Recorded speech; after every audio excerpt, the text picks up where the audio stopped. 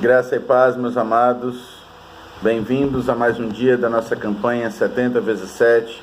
Estamos falando sobre o amor e o perdão de Deus, um livro da Bíblia por dia. E eu te convido a assistir os outros vídeos e aprender um pouco mais da maravilhosa palavra do Senhor. Hoje chegamos ao quarto evangelho. Chegamos ao evangelho daquele que é chamado de o discípulo amado, o apóstolo do amor. O evangelista, o discípulo, o apóstolo João. Para muitos cristãos, o Evangelho de João é o livro mais precioso do Novo Testamento. É muito comum você ver pessoas declarando realmente amor e uma admiração incrível pelo quarto evangelho. A verdade é que a forma como João escreve, a forma como João se manifesta, ela atrai e ela transforma e ela alcança os corações.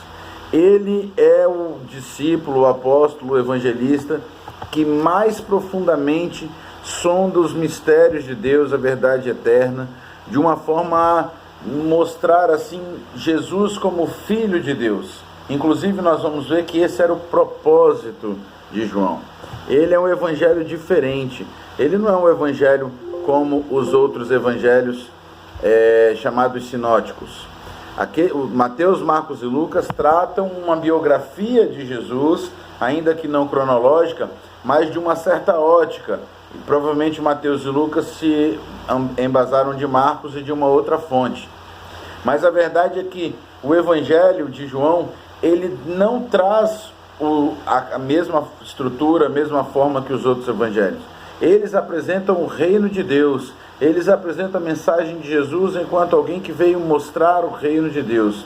João já escreve no fim do século I, aproximadamente a partir do ano 90, alguns chegam a dizer 95 depois de Cristo.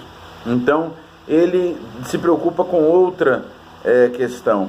O reino de Deus já estava trazido, estabelecido, a igreja, na época que João escreveu o seu evangelho, já havia se propagado por todo o mundo. Jerusalém já havia sido destruída no ano 70, o povo judeu, inclusive cristãos, haviam sido espalhados por toda a terra.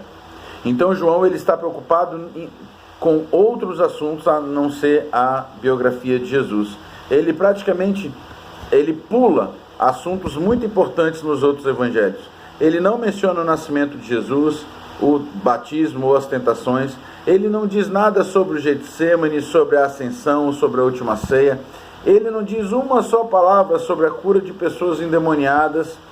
Ele não tem nenhuma parábola, o que é incrível, porque todos os outros evangelhos trazem algo que era marcante da característica de Jesus, que eram suas parábolas, histórias do cotidiano com um fundo que as pessoas poderiam entender a palavra de Deus e a vontade de Deus.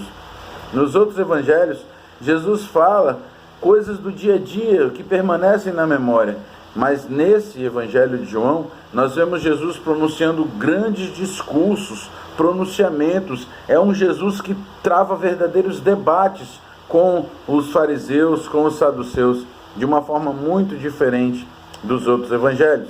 Ele também dá uma visão diferente para o cenário. Os outros evangelhos, eles falam do ministério de Jesus na Galileia. E em João, você vê praticamente ele todo na Judéia. Não quer dizer que são duas histórias diferentes. Quer dizer que João enfatiza mais os momentos de Jesus em Jerusalém e os outros evangelhos enfatizam o ministério de Jesus por todo Israel, né? Principalmente Galileia. Na verdade, nós precisamos entender que isso é uma questão da ótica que João quer dar. João, de todos os evangelhos, é aquele que demonstra mais claramente a extensão do ministério de Jesus, apesar que ele se atém uma grande parte do seu ministério aos últimos dias de Jesus na terra. Porque em João há 3 Páscoas narradas. Uma durante a purificação do templo, lá no começo que ele coloca, uma perto da alimentação dos 5.000 e outra já quando Jesus é crucificado. Então nós conseguimos perceber que realmente são 3 anos de ministério de Jesus. Nos outros evangelhos, isso também é narrado, mas de uma forma mais implícita. É preciso você entender o contexto para saber que realmente se passaram 3 anos com Jesus. Agora, o fato de João ser diferente, isso não quer dizer que é porque ele é pior, ou porque ele está inventando, ou porque ele é melhor do que os outros. Na verdade, João ele tinha uma fonte primária, ele mesmo. Ele foi discípulo, assim como Mateus, assim como Pedro, que narra para Marcos. E, obviamente, Lucas também ouve de Pedro e de tantos outros. Mas o fato é que João ele relata da sua própria memória, então ele não depende da memória de outros. E ele relata algumas coisas que só ele traz. Por exemplo, os discípulos, os outros evangelhos trazem o ministério de Jesus a partir de João Batista. E em João, o ministério de Jesus ele é concomitante com o de João Batista, a ponto de os discípulos de João Batista se sentirem meio enciumados e virem perguntar para Jesus, ou João mandar perguntar para Jesus se ele era realmente o Cristo. João é o único que relata as bodas de Caná, o primeiro milagre de Jesus, a noite em que Nicodemos vem conversar com Jesus, o encontro com a mulher samaritana, a ressurreição de Lázaro, a forma como Jesus lavou os pés dos discípulos, o ensino que está lá dos capítulos 14 a 17, sobre o Espírito Santo, que Jesus não nos deixaria órfãos, mas mandaria aquele que nos faria lembrar. É somente em João que nós vemos os outros discípulos falando. Por exemplo, Tomé, André, Felipe e o próprio Judas, quando questiona sobre o prejuízo, o desperdício daquela mulher que lava os pés de Jesus, ele pensa só no dinheiro daquele perfume sendo derramado. João traz a voz desses outros discípulos, a voz desses outros personagens, e ele inclui alguns toques extras, que são toques realmente de alguém que esteve na situação e aquilo lhe chamou a atenção. Por exemplo, os pães que Jesus usou na multiplicação dos pães, que aquele garoto traz, Mateus disse que eram 5 pães e 2 peixes. João traz um detalhe: eram pães de cevada, eram pão de pobre, era um pão que seria provavelmente ignorado por muitos daquelas pessoas que estavam ali. Quando Jesus se aproxima dos discípulos que estavam na tempestade durante o lago, e ele vem andando por sobre as águas, João conta que eles já haviam remado cerca de 25 a 30 estádios. Ele fala que em Caná da Galileia haviam 6 talhas de pedra. Ele é o único que fala da coroa de espinhos. Ele é o único que narra que os 4 soldados repartiram e lançaram sorte sobre a roupa, sobre a túnica de Jesus, que era sem costura. E ele sabe dar o detalhe exato do peso da mirra e dos aloés que foram usados, dos óleos que foram usados para ungir o corpo de Jesus. Ele recorda como o perfume do unguento encheu toda a casa quando os seus pés foram ungidos. João dá detalhes particulares. Ele é alguém também que conhecia muito de perto toda a geografia daquela região. Lembre-se que João escreve já próximo ao ano 100, já próximo ao fim do século. Mas Jerusalém foi destruída em 70, mas ele dá detalhes das 2 Betânias, uma estava do outro lado do Jordão. Ele dá detalhes de Betsaida, ele dá detalhes de Caná da Galileia.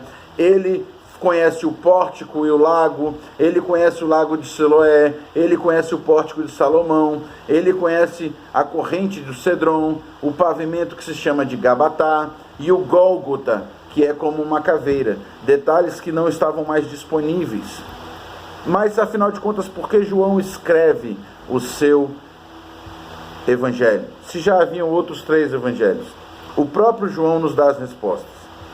Em João capítulo 20, 31, ele diz: olha, muita coisa já foi escrita, tá? Na verdade, Jesus fez muitos outros sinais que não estão nesse livro, mas estes sinais, e isso é um detalhe, João chama os milagres de Jesus de sinais, e ele narra 7 milagres, 5 só tem em João, e a seguir de cada milagre ele traz um discurso de Jesus. Jesus transforma os pães, o pão e peixe, numa alimentação para 5.000, e depois ele se apresenta como o pão da vida. Ele cura o cego de nascença e ele se apresenta como a luz do mundo. Ele ressuscita Lázaro e ele se apresenta como a ressurreição e a vida. Então, os milagres de Jesus não eram simplesmente manifestações da glória de Deus, mas eram manifestações da glória de Deus e uma revelação do próprio mundo espiritual, de tudo que Jesus vem trazer, de toda a revelação em si. Não era simplesmente o poder de Deus sendo revelado. E na época em que João escreve o seu evangelho, a igreja estava sendo invadida por uma grande heresia chamada gnosticismo. E esse gnosticismo era algo que vinha negar. Alguns gnósticos negavam a divindade de Jesus. Eles negavam a divindade de Jesus. Eles diziam que Deus, na verdade, é espírito, e a matéria é má e o espírito é bom. Então Deus não podia compactuar, existir ao mesmo tempo que a matéria. Então o Criador, o Deus Criador, ele se afasta. E ele vai lançando projeções do seu poder, que seriam demiurgos, que seriam os seres angelicais, que seriam essências sobrenaturais que ele joga, e essas essências iam lançando cada vez mais outras essências mais fracas do que ela, que aí sim conseguiriam tocar a matéria. Ou seja, Deus não tinha mais contato, ele havia se desinteressado da matéria. Jesus, então, na visão deles, não seria Deus, porque ele seria uma emanação que veio de Deus, que finalmente pôde tocar a matéria. Além disso, eles dizem que, olha, Deus, o mundo não foi criado por Deus, mas por um poder muito separado de Deus, um poder ignorante do Deus que está acima de todas as coisas. E aí, a partir daí, eles começam a dizer que não foi Deus que criou o mundo. João já começa o seu evangelho combatendo isso e diz: todas as coisas foram feitas por intermédio dele, e sem ele, nada do que foi feito se fez. E ele já começa dizendo, olha, o logos, a palavra, a razão, que os gregos valorizavam muito essa palavra logos, porque ele lhes chamava a atenção da razão, eles valorizavam a razão, o entendimento, a palavra como algo que nos diferencia de todo o resto da criação. Ele diz, ele estava com Deus e ele era Deus. Aí, além disso, aí eles ainda diziam, olha, Jesus não tinha um corpo real. Se ele é Deus, ele não podia habitar na matéria, porque a matéria era má. Então ele era uma espécie de fantasma. Essa ideologia se chamava docetismo. Ele tinha apenas uma aparência de homem.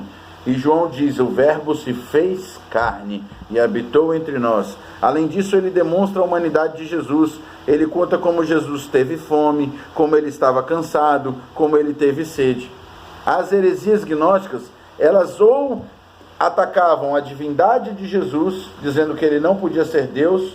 Por exemplo, uma delas dizia que Jesus era homem e que no batismo o Espírito Santo tomou conta de Jesus.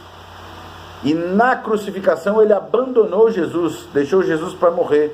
E aí ele diz, por isso que Jesus fala, Deus meu, por que me desamparaste? Nada a ver com a realidade. E João vem bater exatamente nessas doutrinas que estavam se infiltrando na igreja.